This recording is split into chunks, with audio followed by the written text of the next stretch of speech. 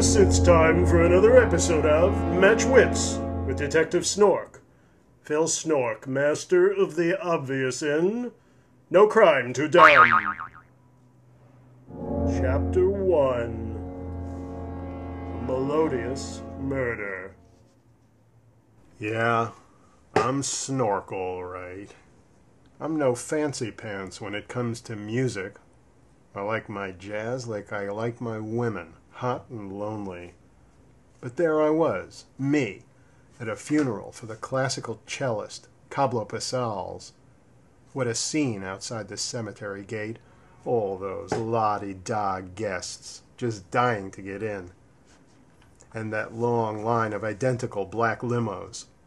Kind of like a dotted line you write your epitaph on. Nice. Real nice.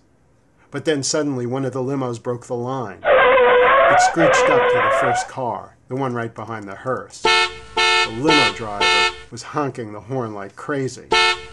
The man in that first car was Pasal's brother, conductor of the orchestra. He opened his window to see what the hoopla was. And that's when the shots rang out. Bam, bam, bam. Like gunshots at a funeral. Then, pandemonium.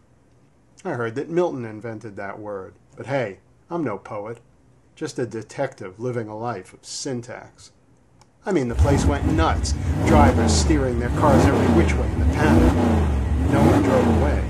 But when it all settled down, I knew just how smart the assassin had been.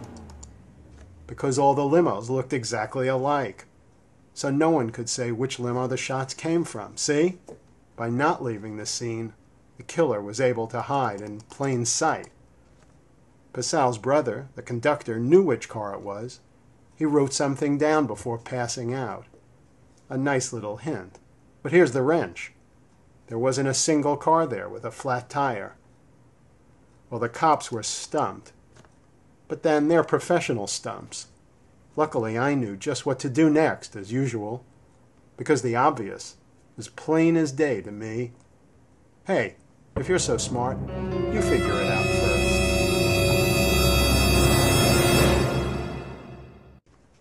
I figured that conductor wouldn't know a flat tire from a flat beer. But he sure knew his A flat from his B sharp. So I lassoed another of the musicians with perfect pitch and asked each limo driver to sound his horn.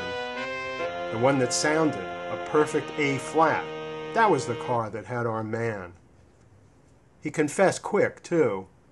Seems the conductor had ripped off his symphony, and he was trying to settle the score. Yeah, but in the end, he had to face the music. So it was another case solved. The obvious wins out again, and I went back to my office for a nice, cool shot of hot jazz.